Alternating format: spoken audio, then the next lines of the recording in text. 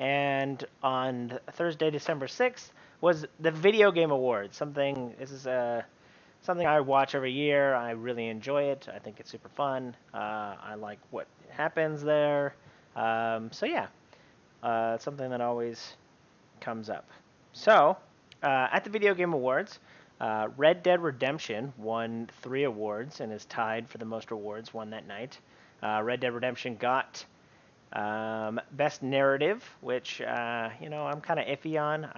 I think the narrative in Red Dead is more of a grind than I do think it's impressive. But I'm only halfway through, I guess, because I'm on chapter 4. But yeah, the audio design, they got Best Audio Design, which is awesome. I love running around in there and getting, you can hear like the animals, and you can identify which animal is which, and then you're gonna go hunt it down, collect its pelt. That's really cool. And then music and score. I don't even know about the music in the game. I don't listen for it. It comes up a couple times in a cutscene, but I don't think the music and scores was that impressive. But it was good enough to win the best music and score.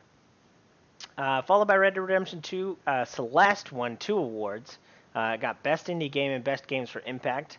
I don't know a lot about Celeste. It sounds like it's some game that brings awareness to mental health, which which is awesome. I think Hellblade was awesome last year, and I think it got the award for Games for Impact. So really cool to see the games that talk about mental health and be able to broach that subject are always good games. And so I guess I'll have to pick up Celeste.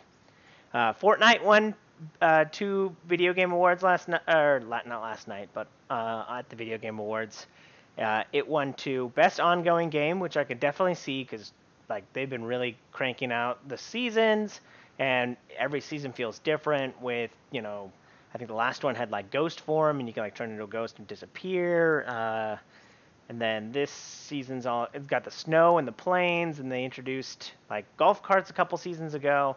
So it's really been changing it up, keeping it fresh. So I do think that Fortnite wins uh, best ongoing game, and best multiplayer game was the second one it won. Um, and then after that, there's just a couple other shout outs that I like. Dead Cells got best action game, which totally deserves. Dead Cells was one of the better games last year, or this year, I guess. Monster Hunter World won Best RPG. Awesome. Freaking Monster Hunter World's awesome. Spent so much time. I'd never played a Monster Hunter game, so just getting in there, experiencing this open world, like crafting system to make yourself better. It really felt like a really good RPG.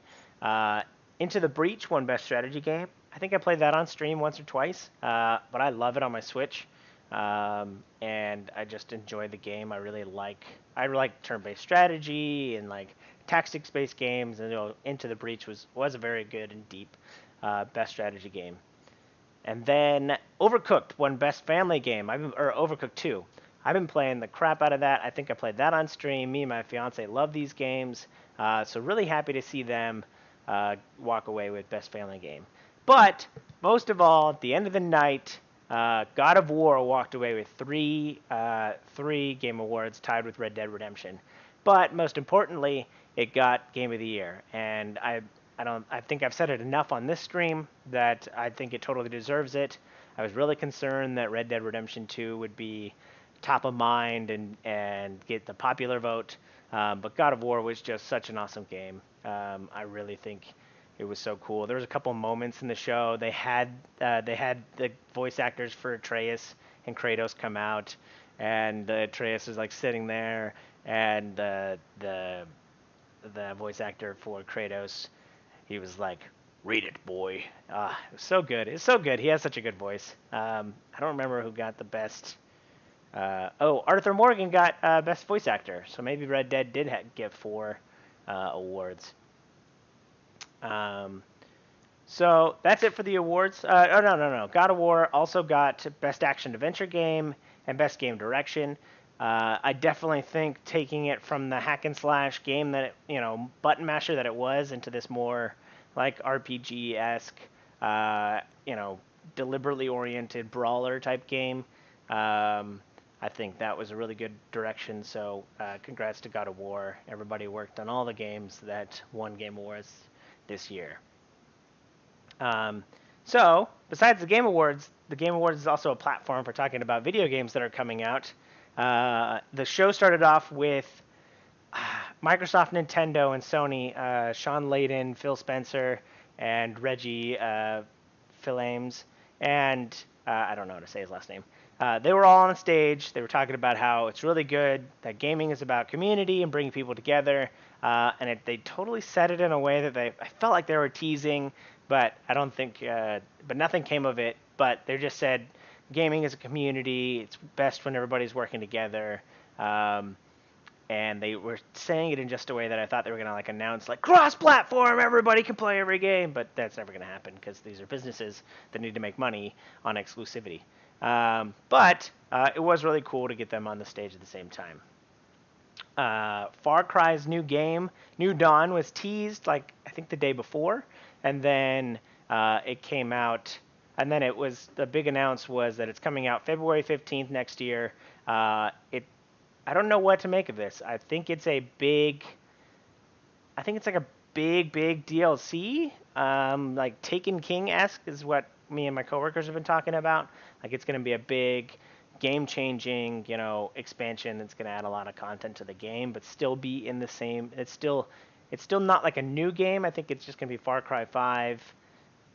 But sold separately for $40 or something like that. But it's still going to be in the Far Cry world. I don't know if your character is going to reset or if you're going to if you're going to have the same progress that you had in Far Cry 5. I hope it's not that because I'm pretty sure I like maxed out or got everything I wanted. So that was Far Cry. Rage 2 also got a date.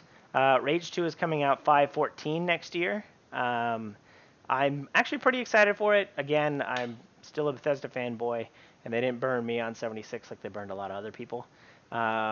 So still excited for Bethesda games, but I think it's going to give us that first-person open-world shooter experience that maybe a lot of people were expecting from 76. I like the color palette; looks very Mad Max video gamey. Probably because it's developed by the same people who developed Mad Max. But yeah, it looks really cool. I think it looks fun to play, and I'm excited for it.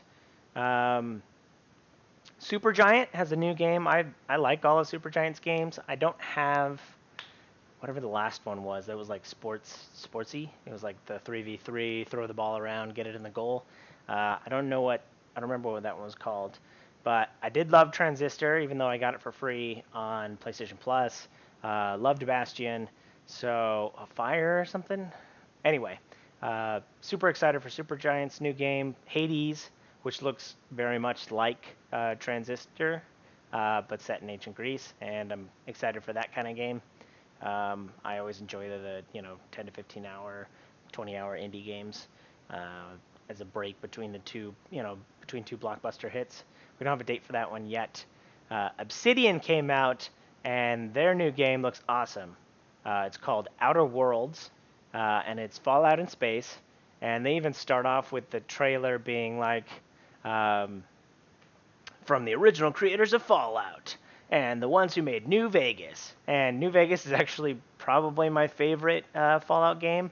I like the originals, like 1 and 2. 3 and 4 are both really good. I like 76 for what it has and what it does.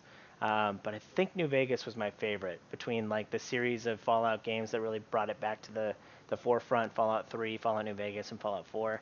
I definitely like New Vegas more. I like the feel. I also like the Western.